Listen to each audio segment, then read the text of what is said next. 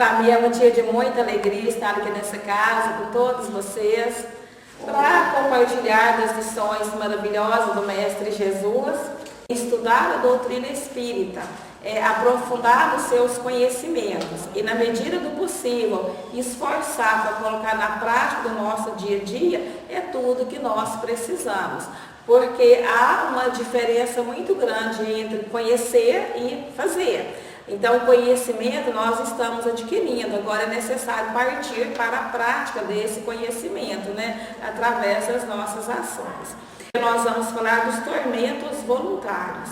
A base aqui do nosso estudo, ela está contida no Evangelho segundo o Espiritismo, no capítulo 5, o item 23. E quem editou essa mensagem foi Fénelon, em Bordeaux, no ano de 1861. Uma mensagem que está contida no capítulo 5 do Evangelho, ditado por Fénelon. Porque o Evangelho segundo o Espiritismo, a composição dele, ele é composto de 28 capítulos. E nem todos os capítulos nós vamos encontrar instruções dos Espíritos. Tem alguns capítulos que não tem instruções dos Espíritos. Um capítulo bem curtinho, que é o capítulo 22º, não separeis o que Deus juntou, esse não tem nenhuma instruções dos Espíritos. E tem outros também bem pequenininhos que não tem. Mas esse capítulo 5 é aquele capítulo que realmente vem trazer esclarecimento para cada um de nós. Ele vem nos situar perante nós mesmos, perante a nossa vida e perante Deus. Porque esse capítulo, ele mostra o porquê dos nossos sofrimentos. O título dele é Bem-aventurados os aflitos, que serão consolados.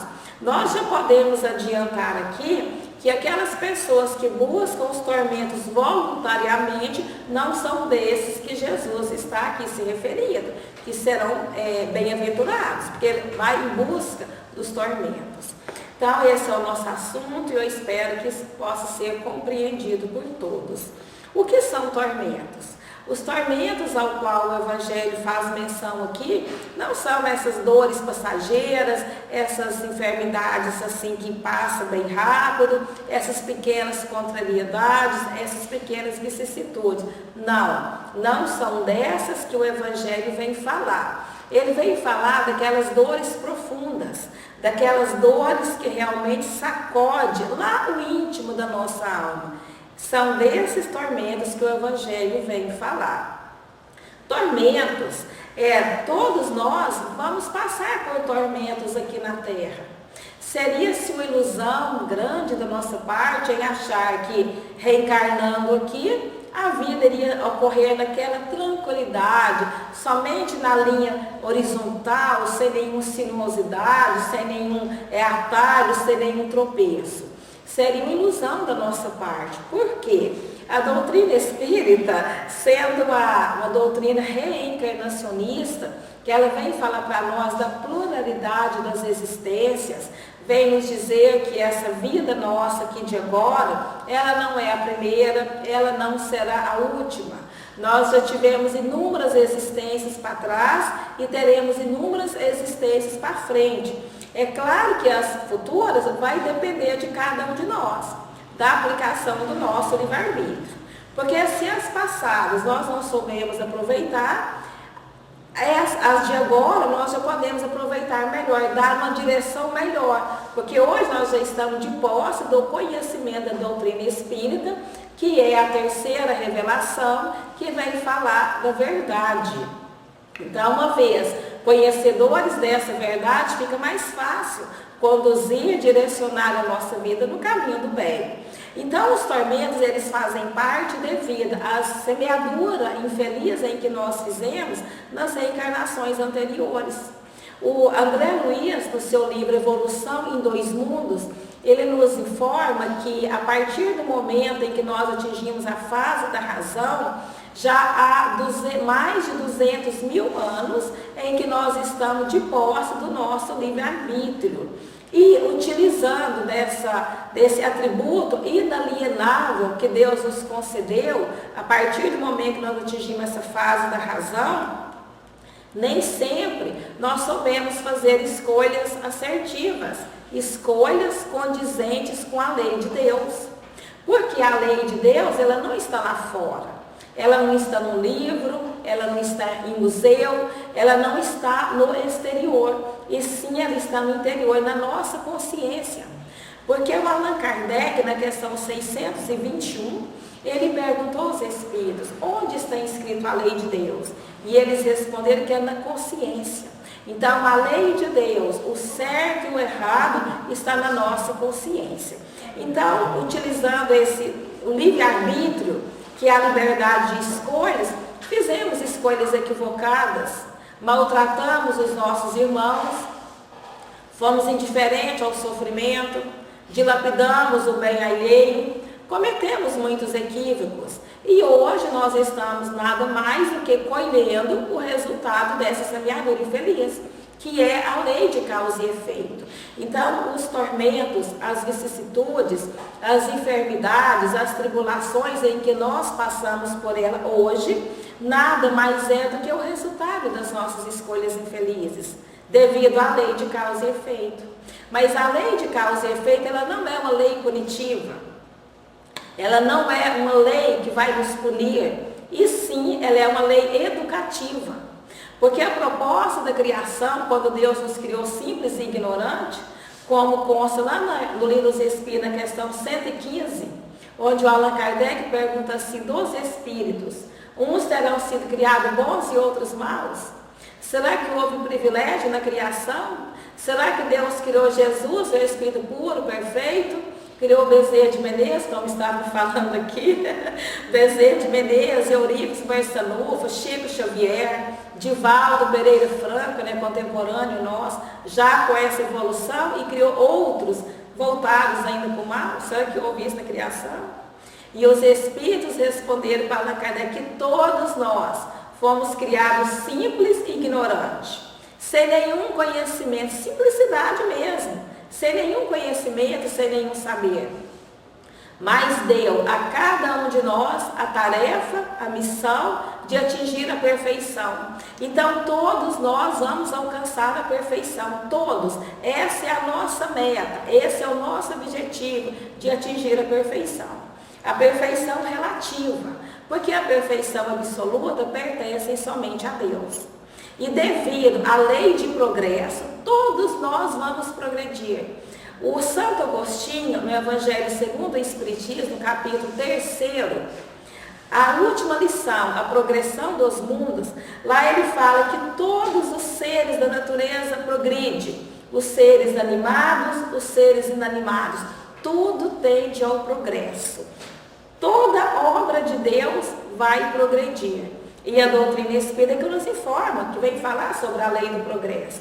Mostra a nossa origem, criado simples e ignorante, mas mostra a nossa destinação. Ninguém vai ficar parado no meio do caminho.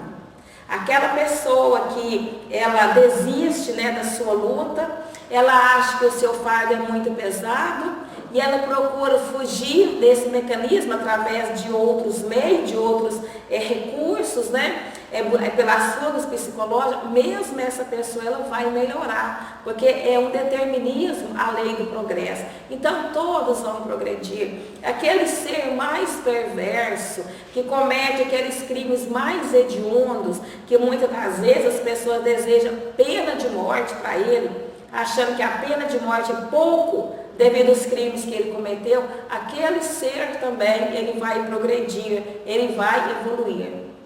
Porque o mesmo André Luiz, no seu livro Evolução em Dois Mundos, ele nos diz que todos nós estamos mergulhados no hausto do Criador, no hálito do Criador, igualzinho os peixes no oceano, todos estão dentro desse hálito divino.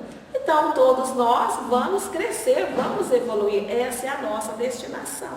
E a lei de causa e efeito não é uma lei punitiva, ela não foi criada para nos punir. Ela é uma lei natural, ela foi criada justamente para nos educar. Porque é através da dor, como José Roberto disse, né? A dor, ela é aquele agrilhão que vai ali impulsionando o ser, né, para a direção que é a evolução. Se não fosse a dor, seria muito mais difícil o nosso despertar. Porque através da dor, Como diz lá no Evangelho também, no capítulo 9, na lição da paciência, o item 7, quem ditou a mensagem foi o Espírito protetor.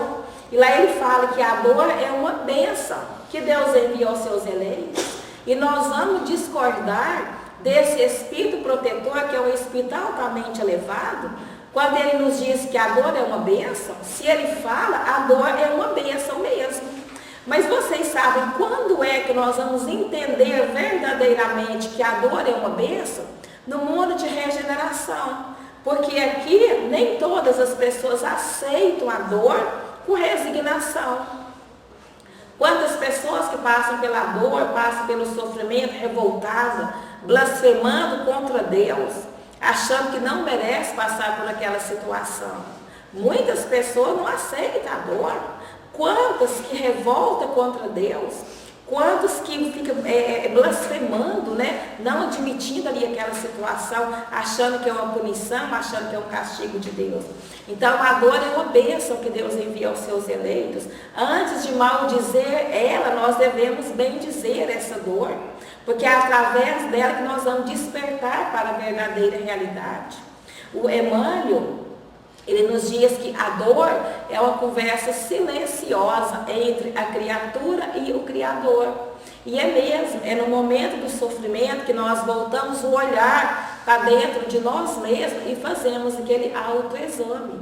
Quando está tudo bem na nossa vida, quando está tudo tranquilo, quando não está passando dificuldade financeira, não tem ninguém doente na família, está tudo tranquilo, gente, as pessoas não procuram Deus, porque as coisas do mundo satisfazem elas. As pessoas só buscam Deus no momento da sua dificuldade. Quantas pessoas que buscam a casa espírita só no momento de aflição?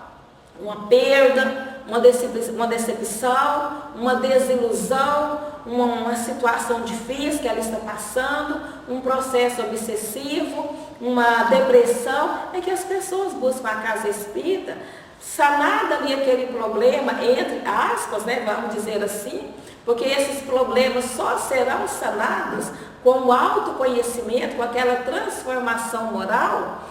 Melhorou ali um pouquinho, os espíritos que estavam atuando ali afastam, a pessoa deixa a casa espírita, não volta mais. Por isso que a dor é uma bênção, a dor ela conecta mais, né, a criatura ali com o seu Criador. Então nós vamos passar sim por esses tormentos, seria ilusão da nossa parte. Mas só que a lição, ela vem falar dos tormentos voluntários. Parece assim um paradoxo. A pessoa vai em busca dos tormentos, ela vai em busca das aflições, como se não bastasse os que já é natural dela passar aqui, né? Devido à lei de causa e efeito.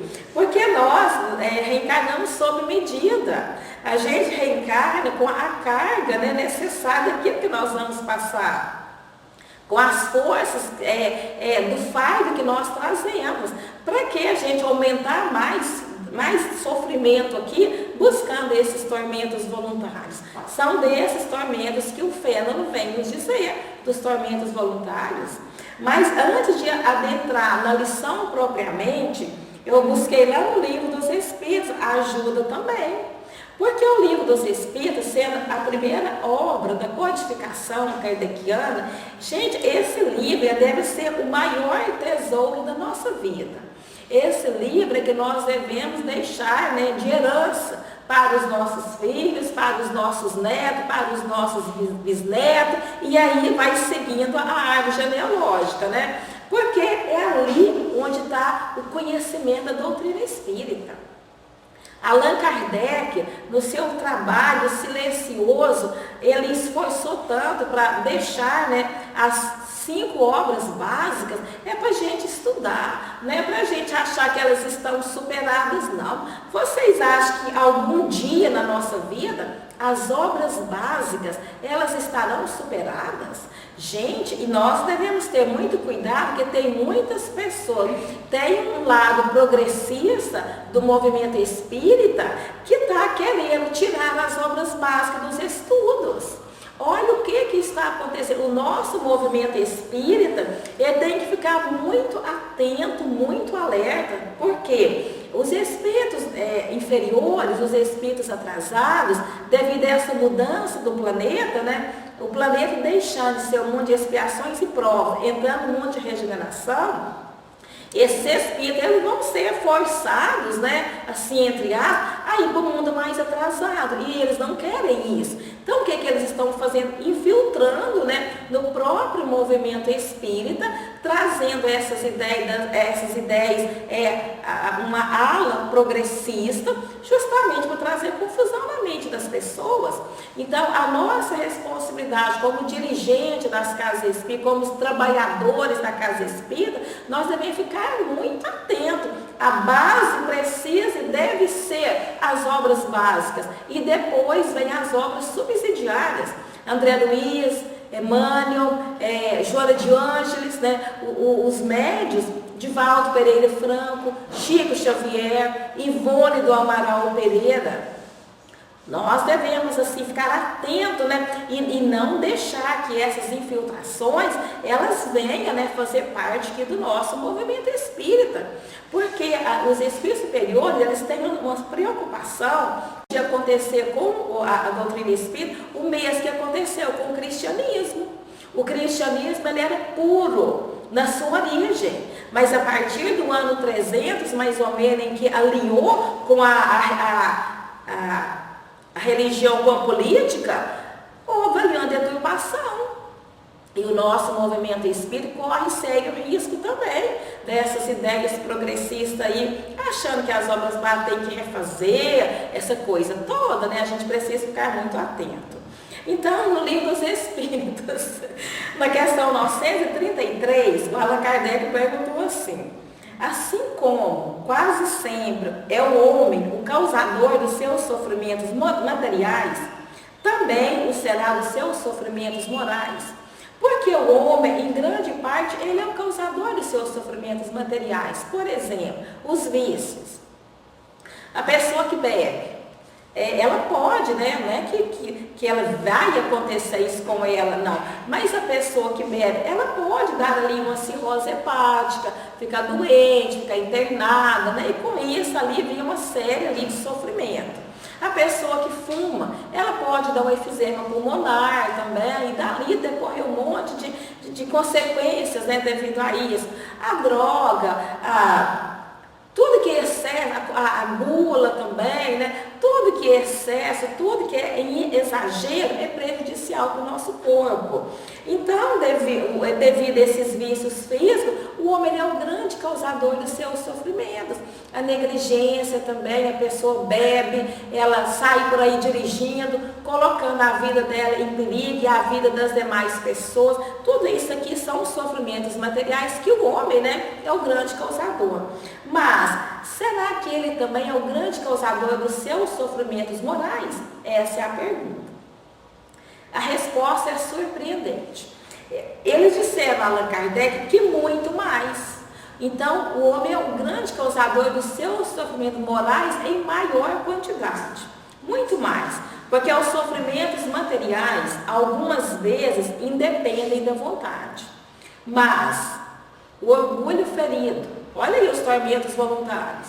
O orgulho ferido, a ambição frustrada, a ansiedade da avareza, a inveja, o ciúme e todas as paixões, numa palavra, são tormentos da alma. Então, olha aqui os tormentos voluntários. Porque será que na nossa programação reencarnatória, em que nós fizemos lá no plano espiritual, porque todos nós que estamos aqui, nós viemos de posse, né, da nossa programação reencarnatória. Nós fizemos lá no plano espiritual, juntamente com o nosso anjo da guarda, com os espíritos familiares, com aqueles que intercederam em nosso favor, houve uma reunião lá, em que todos nós estávamos sentados lá em torno de uma mesa, e foi proposto lá para a gente, né, a nossa programação reencarnatória. E não consta na nossa programação reencarnatória esse orgulho, essa ambição, essa avareza, a inveja, o ciúme. Ninguém reencarna para ser ciumento, ninguém reencarna para ser invejoso, ninguém reencarna para permanecer no orgulho. O contrário, nós reencarnamos aqui para desvencilhar desses tormentos que nos acompanham há milênios e milênios. Esse é o objetivo da reencarnação, fazer essa transformação moral, deixar aquele homem velho para trás, cheio de vícios, de defeitos, de equívocos, para transformar num homem novo, um homem regenerado. Essa é a finalidade da nossa reencarnação. Então, o orgulho ferido é um tormento. Orgulho, o que decorre do orgulho? Vem a mágoa, vem o melindre, a pessoa se sente ofendida por qualquer coisa. Ai, feriu a sua suscetibilidade. Qualquer coisinha magoa, qualquer coisinha fica ali melindrado, né? Uma palavra feia, melindre, né? Palavra feia é essa. Então, o orgulho ferido é um tormento, porque a pessoa orgulhosa, ela nunca está contente, ela nunca está bem, ela está sempre comparando com as demais pessoas, porque ela quer estar acima de todas, né? Acima das demais. Então, o orgulho ferido é um tormento que realmente deixa a pessoa ali em desequilíbrio, em desajuste. E isso faz com que atrasa o seu progresso moral. Tormento voluntário. Ela não precisa sofrer as consequências desse orgulho aqui. Egoísmo é outro tormento também, o egoísmo. Porque é do egoísmo que é o pai de todos os vícios, como Emmanuel veio nos dizer, lá no capítulo 11, a lição do egoísmo, que é ditado por Emmanuel.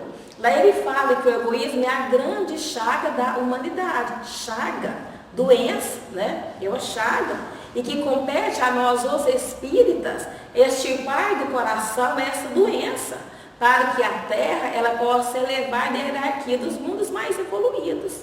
O que atrapalha o nosso progresso aqui? Por que nós estamos aqui na Terra e não está habitando um mundo melhor? Por exemplo, Saturno, Júpiter, que são os dois planetas mais evoluídos do nosso sistema solar. É justamente a rebeldia, em permanecer com esses vícios morais, com esses tormentos voluntários aqui. Porque as portas desses mundos melhores, elas estão abertas para qualquer um de nós.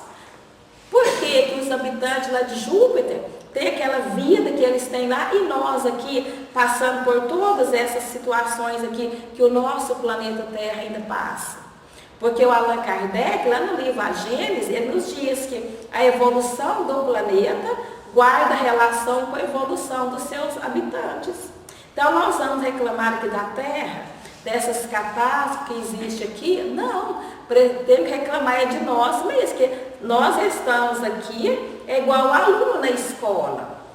O aluno na escola, ele vai passar pelo jardim, vai passar pelo maternal, vai passar pelo ensino fundamental, o ensino médio. Então, cada classe escolar, de acordo ali com o desenvolvimento daquela criança, daquele aluno, assim nós também. O planeta Terra é desse jeito, porque a humanidade é de acordo com casa, com a escola ali. E lá em Júpiter, os habitantes de Júpiter, que foram criados igualzinho a nós, simples e ignorantes, é porque eles evoluíram mais. Eles aproveitaram melhor o seu livre-arbítrio, utilizaram o seu livre-arbítrio condizente com a lei de Deus, que é a lei de amor. Lá na Revista Espírita, eu acho que é a de janeiro de 1868, lá na Sociedade Espírita Parisiense, um espírito habitante de Júpiter, ele deu uma comunicação espontânea. Ele veio na reunião espontaneamente, sem ser evocado. E o Allan Kardec fez várias perguntas para ele. Bernardo Palissy. Essa entrevista está lá na internet, tá? Então, Bernardo Palissy, que é um habitante lá de Júpiter, dando ali as respostas diante das perguntas que o Allan Kardec formulou, Allan Kardec perguntou qual a posição da nossa sociedade mais avançada aqui na Terra, se essa sociedade fosse para Júpiter, qual seria a posição dela lá em Júpiter? Ele respondeu para Allan Kardec que seria a mesma posição dos macacos para nós seres humanos. Então, olha, como que é a evolução lá? E perguntou sobre os corpos também, porque aqui esse corpo pesado, opaco, material mesmo, é o nosso corpo aqui, suscetível de tantas doenças que Nossa Senhora. E aí ele perguntou como que são os corpos lá. O Bernardo Palacci respondeu que os corpos lá em Júpiter é igualzinho uma estátua coberta por um véu. Não tem nada que esconder. Não tem nada que esconder. Aqui nós escondemos nossos pensamentos. Queremos esconder até de nós mesmos, devido a esse pensamento impuro. Lá não. Lá eles não têm nada que esconder, porque já são espíritos totalmente redimidos, os habitantes desse planeta. Mas por quê? Será que eles são privilegiados e nós castigados? Não. A oportunidade é a mesma. Quando eu disse que todos nós estamos mergulhados nesse alço do Criador, vem nos remete a essa igualdade. Todos nós somos iguais, todos nós temos as mesmas capacidades, a mesma habilidade, os mesmos direitos e as mesmas oportunidades. Então, por que essa disparidade? Eles estão lá nesse mundo tão evoluído e nós aqui ainda na Terra. É justamente em manter voluntariamente esses tormentos aqui, do egoísmo, do orgulho, da vaidade, da inveja e da ambição. Esse é o nosso trabalho de desconstruir esses tormentos aqui. Porque se as reencarnações são solidárias, se nós trazemos do passado as experiências mal sucedidas para serem corrigidas aqui, que é a colheita da semeadura infeliz que fizemos, não tem como a gente modificar, não tem como voltar ao nosso passado, passar uma borracha e pronto, não. Nós devemos aceitar com resignação, aceitar com gratidão, em saber que o que nós estamos passando hoje são oportunidades que Deus nos concede de ressarcir faltas em que nós cometemos, primeiramente perante nós mesmos, perante a nossa própria consciência e depois perante Deus. Faltas em que nós não lembramos, mas está lá na nossa consciência. Porque o Allan Kardec, no capítulo 5 do Evangelho, quando ele vem falar das causas atuais das aflições, ele diz que as faltas que nós cometemos aqui, a nossa lei civil, a nossa lei humana, ela não consegue alcançar as faltas que as pessoas cometem diariamente. A nossa lei civil, ela alcança os infratores que cometem faltas graves que trazem prejuízo para a sociedade. Por exemplo, os crimes, os roubos, né? Mas a nossa lei civil, ela não consegue alcançar as faltas que nós cometemos diariamente, ela não consegue ver as faltas que nós cometemos diariamente. Por exemplo, o egoísmo é uma falta grave que nós cometemos em manter esse egoísmo. Porque Jesus já nos ensinaram a amar o próximo como a si mesmo. Como é que eu vou amar o próximo, mesmo sendo egoísta, pensando só em mim? Então, o egoísmo é uma falta grave que nós cometemos perante nós mesmos, perante a lei de Deus. Mas ninguém é preso. Fulano é egoísta, vai ser preso, vai ser condenado, julgado. Não, ninguém vai preso por ser egoísta. Ninguém vai preso por ser indiferente ao sofrimento do nosso irmão, por ser agressivo consigo próprio, que é uma falta grave que comete, por assumir compromisso com as pessoas e não cumprir ali aquele compromisso, abandonar, marido abandonar a mulher abandonar marido, pais deixar os filhos. Ninguém vai preso por isso. Faltas graves que nós cometemos quando nós maltratamos o nosso irmão. Tanto é que Jesus disse, aquela pessoa que disser raca ao seu irmão será condenado. Então é uma falta grave quando nós tratamos mal o nosso irmão, apelidamos ele, assim fica ali querendo maltratar o nosso irmão, é uma falta grave. E hoje Deus nos dá a oportunidade de ressarcir essas faltas que está lá queimando a nossa consciência. Necessidade que nós trazemos do passado para o presente é aceitar com resignação e com gratidão, em saber que estamos ressarcindo faltas que nós cometemos perante a nossa consciência, mas não lembramos. Porque é assim, cometemos as faltas em atacado, aos montes, ali naquela maior alegria. Quando a gente está fazendo as coisas erradas, a gente faz sorrindo. O Haroldo Dutra, ele diz que na hora da semeadura a gente semeia sorrindo. Ai, música da felicidade, está sorrindo. Mas na hora de colher o resultado, chora. Chora, não quer, assim, não, essa dívida não é minha. E geralmente é assim, né, na hora da colheita.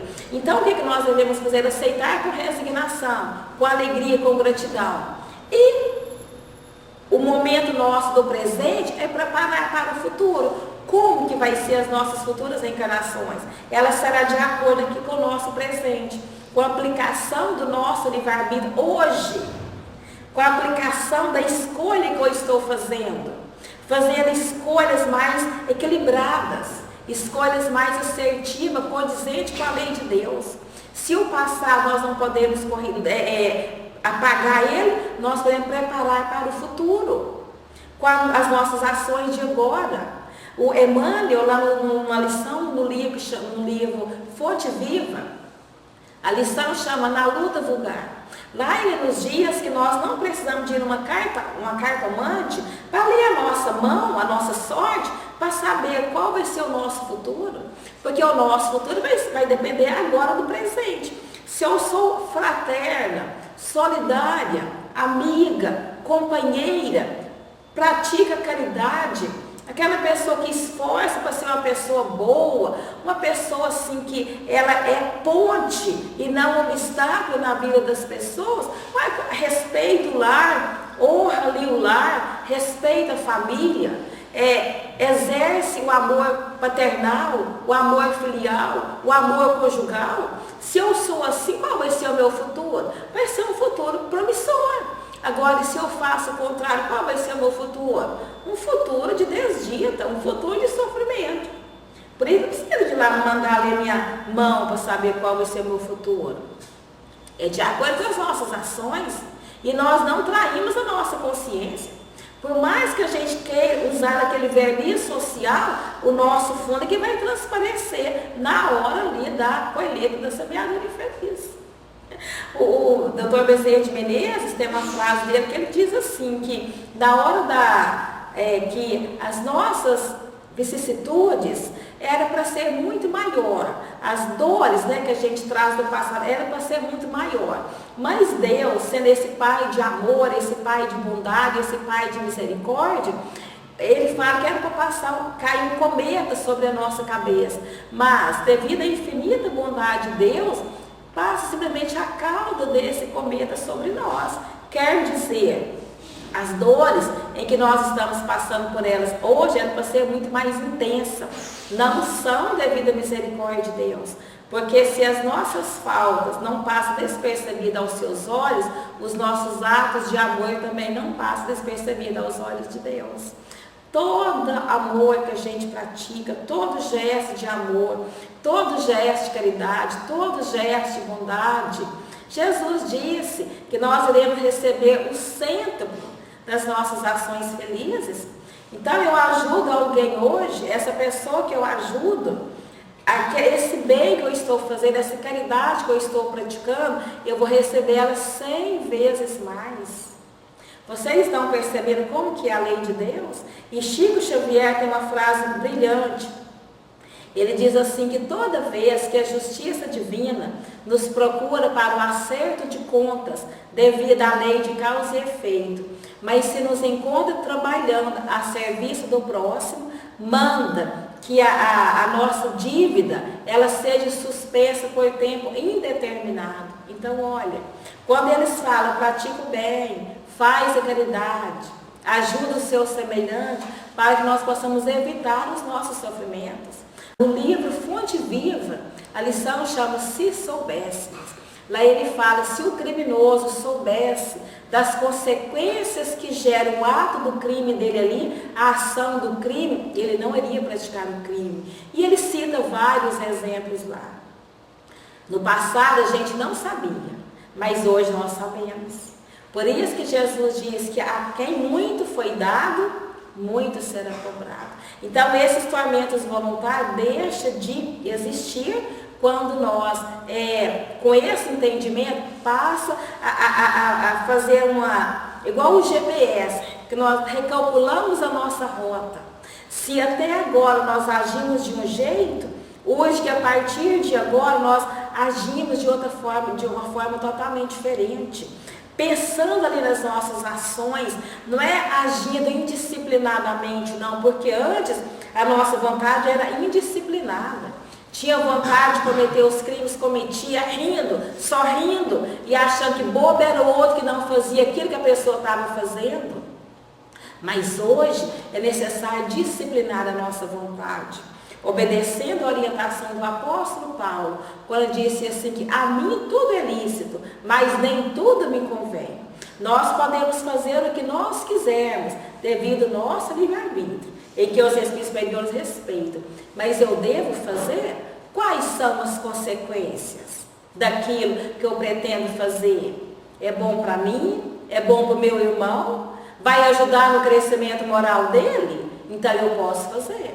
Não é bom para mim? Não vai trazer nenhum benefício para a coletividade? Então eu não vou fazer, porque nós sabemos das consequências. E aí, agindo assim, meus irmãos, nós iremos diminuir os nossos sofrimentos. E esses tormentos que são oriundos, né, que são natural devido à lei de causa e efeito, eles vão deixar de existir.